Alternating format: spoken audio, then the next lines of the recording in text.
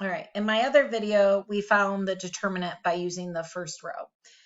But remember, it's like the essence of what it is, right? It's the one number that describes it. So I might decide to pick this row because of the 0. All right. So you can expand even the middle column. You can go up and down if you want. So what I'm going to do is I'm going to write 2, 0, -4. These are going to be like my coefficients. The problem is when I'm expanding row 3, I don't know if I add, subtract, what I'm doing. So I'm going to put -1 to a power times each one to, figure that out. So this is what? This is row 3, column 1. So row 3, column 1, that adds up to 4. 1 plus 3 is 4. So this is 4. This exponent will be 5 because 3 plus 2, this is column 2. And this is going to be 6, okay? Now, this one I'm not going to mess with doing because 0 times anything is 0, which is why I'm expanding this one. All right, now I'm going to figure out my minors. All right, so where am I? I am at 2, so I'm going to get rid of this row. I'm also going to get rid of that column because that's where I'm at. So my minor is what? 4, 6, 2, 5. 0, I don't need to do because 0 is going to cancel out. The -4 is in row 3, so I'm going to get rid of row 3, and it's in column 3, so I'm going to get rid of that. So my minor is what?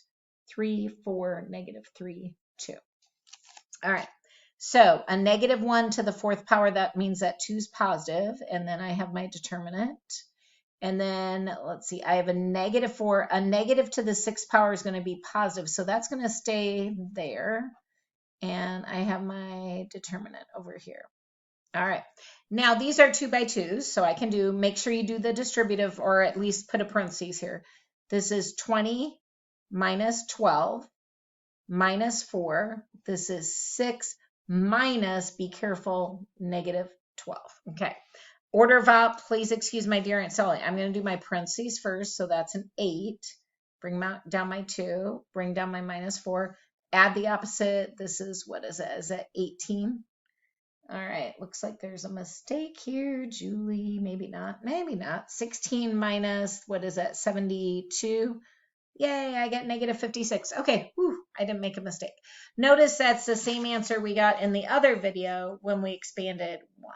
Okay, now, if I had 1, so say I wanted you to do the determinant where it was like 2, 3, 4, 6, 0, 8, 7, 0, 9, I definitely would not do row 1 or column 1. I would expand right there. So I would do 3, -1 to some power, and then plus 0, which is going to get rid of that, and plus 0, get rid of that.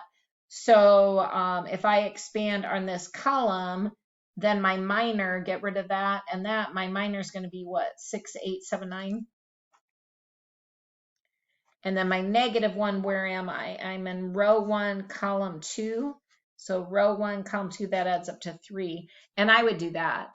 So you can expand over a row or column or anything like that. All right, I'm going to pause. I want to show you how to find an inverse, both by hand and on the calculator.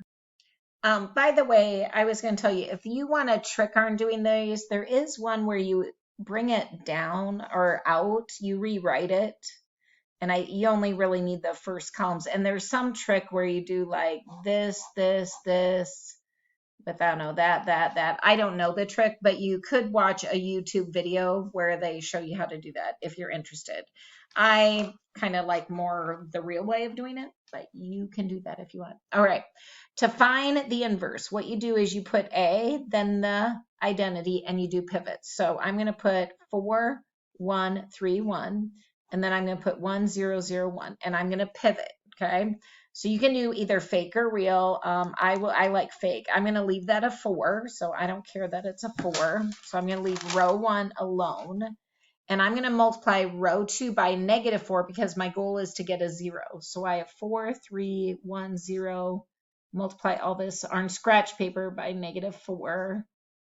So what is that? -4, -4, 0, -4.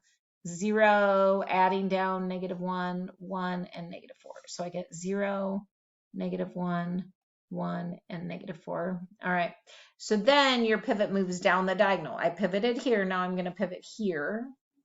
So that becomes my permanent row.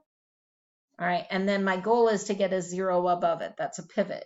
So I like my 4, 3, 1, 0 isn't bad. If I multiply this by 3, do you see how I get 3 and a -3? So times 3, times 3, times 3, and times 3. And again, this is on scratch paper. This is permanent down here. What was that? -12. So I get 4, 0, 4, -12. So I get 4, 0, 4, -12. And then I get my ones at the end. This is a different problem here. So divide by 4 to make it a 1 at the end of the problem. So it looks like I'm going to get 1, 0, what is that? 1, -3. And then I can just divide by -1 if you want, or you can multiply by -1, whichever makes more sense to your brain. So this is going to be 0, 1, -1, +4. And what happens is now the I is here, A inverse is here. This is my inverse, okay? So what that means is if I take the original 4, 3, 1, 1, and I multiply it by 1, -1, -3, 4, or the reverse actually. Usually you can't change the order on these guys. It changes your answer. It is not commutative. But if it is the 1 or the inverse, if I multiply this way or this way, either way, I'm going to get that identity. 1, 0, 0, 1, 1 or 1, 0, 0, 1. Okay, so these are inverses of each other, kind of like fractions, multiplicative inverses, like reciprocals, like 3/4 times 4/3. These cancel and give you a 1. Okay, so this is kind of that 1, 0, 0, 1 is like our I, it's called our identity matrix. But if these guys are inverses, okay, now I'm okay if you use a calculator to find the inverse. Okay, so you could go to Desmos. So let me pause and I'll show you that. So I just typed it in quick. Hopefully, can I get out of there? And then all you have to do is hit A and hit the inverse key, and notice it gave us what we got, didn't it? Yeah, we're good. Okay, now how can we use this? Okay, so you don't have to do this by hand, but there's an A inverse B method, which is kind of like when you solve an equation like 8x = 16. You were probably taught to divide both sides, but really what you're doing is doing 1/8 or the reciprocal to both sides, and you're getting 1, and then we don't always write it, but 1x = 2, which is just x = 2. Okay, so in matrices, we're going to do the same idea.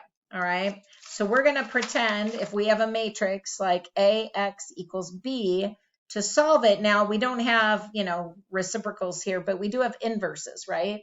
So A inverse to both sides, these would cancel and give you the identity matrix, and A inverse B is going to spit out the answer. All right, so let me take the problem that I had written on that other sheet and show you. This is just another method. I prefer reduced row echelon form. I'm just telling you that, but this is just another method. Take A as your coefficient. So make A, it has to be a square matrix. It's just your 3, 8, 4, 11. That's called A. So you're kind of getting this format. A, X = B. Your X is your variable matrix. So just put X and Y in there because those are your variables. So you have your coefficients, the numbers in front. X is your variables. Equals is your answer matrix. So B is that, just the answers, 5 and 7. Okay. Now, what you're going to do on your calculator is do A inverse to both sides. So you're going to enter A on your calculator, B, and on your calculator, you're going to hit A inverse B, enter. Okay, so I'm going to go to Desmos and do that. TI would do this as well. All right, so I'm going to, I'm going to just type on top of A since I already have there's 3, 8, 4, and 11. Okay, and then I'm going to get rid of this line. And then I'm going to do new matrix, and this is B. Now, B is what? 2 rows, but only 1 column. So that's your answer matrix. So 5 and 7, enter. Then what I'm going to do is hit A, and I'm going to hit the inverse key. The calculator will do the inverse for me, times my B matrix, and see how it spits out the answer -1, 1. Okay, now, that's not my favorite method, but it does exist. Okay, what I would probably do is I would just do, a 2 by 3. I would just enter the whole thing. So I would just do 5, tab 8, tab 5 with the answer, and then I would do 4, 11, and 7 with the answer, enter. And then I would do reduce row echelon form. This does the Gauss-Jordan pivots for you. And I would hit C, and it just spits out the answer of -1, 1. Okay, so this is just another method. It's cool that it works, right? And it's great for the I think it's the cryptography one. We used A inverse times the matrix. So that same idea, right? We weren't solving equations there. But anyway, do with it what you want. It's kind of useful. But I'm okay with you guys as far as doing inverses. I would not ask you on a test to find it by hand. So what I would just do is if A is typed in there, I would just hit A and the inverse key and it'd give it to you. If it doesn't give it to you, it doesn't exist. There is no inverse. Not everything has an inverse. Okay. It's not like fractions where you can always find the reciprocal multiplicative inverse. Not all matrices have one. All right. Hope that helps.